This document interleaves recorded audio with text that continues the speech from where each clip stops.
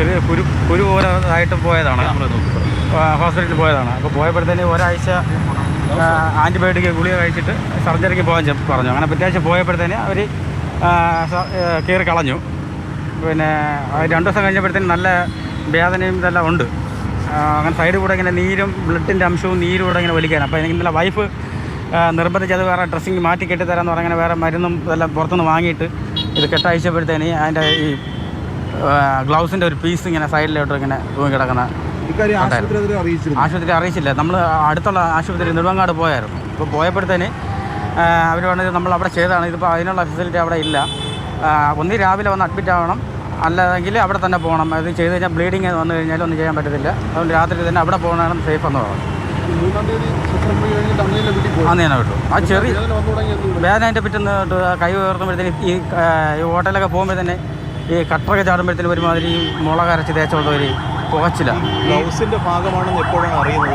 അത് ആ വേദന ഈ ഇടയ്ക്ക് ഒരു ഗ്യാപ്പ് വെച്ച് വൈഫ് ഇങ്ങനെ ജസ്റ്റ് നോക്കിയപ്പോഴത്തേന് അവിടെ ഗ്യാപ്പ് ഉണ്ടായിരുന്നു.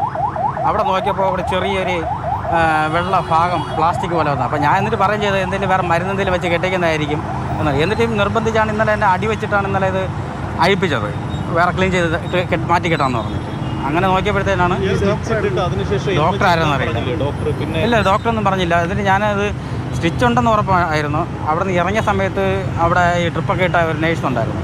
അവരോട് ചോദിച്ചു, മേഡം ഇതിൽ വേറെ എന്തെങ്കിലും ഇതുണ്ടോയെന്ന് ചോദിച്ചു, സ്റ്റിച്ചിൻ്റെ കാര്യം. അപ്പോൾ പറഞ്ഞാൽ അത് അടുത്തുള്ള ഹോസ്പിറ്റലിൽ പോയിട്ട് ഡ്രസ്സ് ചെയ്യാനും സ്റ്റിച്ച് എടുക്കാനുമാണ് പറഞ്ഞ് അതിൽ എഴുതിക്കുന്നതെന്ന് പറഞ്ഞു. ഈ 3-ാം തീയതി ആശുപത്രി വന്ന കാര്യങ്ങളൊന്ന് കൃത്യമായിട്ട് പറയാമോ? അവിടെ ചെന്നപ്പോൾ എന്താണ് സംഭവിക്കുന്നത്? എന്തിനാണ് ചികിത്സ തേടിയത്? അവിടെ എന്താണ് സംഭവിച്ചത്? ചികിത്സ രാവിലെ 8:30 ആയപ്പോഴത്തേനും നമ്മൾ അവിടെ ചെന്നു. അവിടെ ഇതെല്ലാം ഫയൽ കൊടുത്തപ്പോഴത്തേനും അത് ഡ്രസ്സ് ചേഞ്ച് ചെയ്ത് പോകാൻ പറഞ്ഞു. അവിടെ ചെന്ന് ഉടനെ ഒരു ട്രിപ്പിട്ട് ഒരു മണിക്കൂർ കഴിയും, 1-1.5 മണിക്കൂറിനകത്ത് ചെന്നപ്പോഴത്തേന് നേരെ അങ്ങ് അവർ 10-15 പേരുണ്ടായിരുന്നു. 4-ാമതോ 5-ാമതോ കണ്ടാണ് സർജറി ആയിരുന്നത്. ഡോക്ടറും വേറെ 2 ലേഡി ഡോക്ടറാണെന്ന് തോന്നുന്നു ഉണ്ടായിരുന്നു.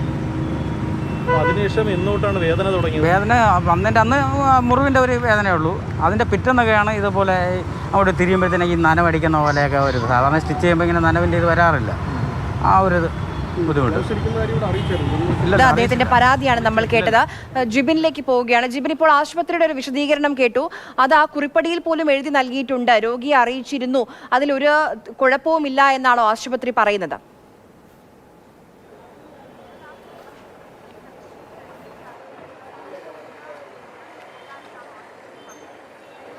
ആര്യ, അതാണ് ഈ ആശുപത്രി സൂപ്രണ്ട് ഇപ്പോൾ നമ്മുടെ പ്രതികരിച്ചിരിക്കുന്നത്. ഈ ഷിനു ഇവിടെ ഇത്തരത്തിൽ മുതുകിൽ ഒരു സിസ്റ്റ് വന്ന് അതിൻ്റെ ഓപ്പറേഷൻ കഴിഞ്ഞ ശനിയാഴ്ചയാണ്.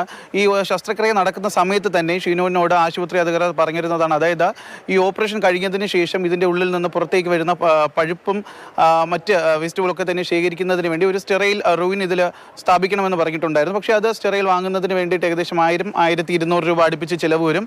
അതുകൊണ്ടാണ് സാധാരണഗതിയിൽ ഉപയോഗിക്കുന്ന ഈ സ്റ്റെറൈൽഡ് ആയിട്ടുള്ള ഗ്ലൗസിൻ്റെ ഒരു ഭാഗം ഇത്തരത്തിൽ മുറിവിൽ വെച്ചുകൊണ്ട് തന്നെ തുന്നി കിട്ടുന്ന ഒരു സ്ഥിതി ഇത് മുൻപും ഇവിടെ ചെയ്തിട്ടുണ്ട്. അതായത് ഇത്തരത്തിൽ വലിയൊരു തുക മുടക്കി ഇത് വാങ്ങാൻ മടിക്കുന്നവർക്ക് വേണ്ടിയിട്ടാണ് ഈ സ്റ്റെറൈൽഡ് ആയിട്ടുള്ള ഗ്ലൗസിൻ്റെ ഒരു ഭാഗം ഈ മുറിവിൻ്റെ ഭാഗത്ത് വെച്ച് തന്നെ തുന്നി പിടിപ്പിക്കുന്നത്. അത്തരത്തിലാണ് ഷിനുവിനോടും അതേ കാര്യമാണ് ഷിനുവിനും ചെയ്തത്. ഇത് ഷിനുവിനോടും പറഞ്ഞിരുന്നു.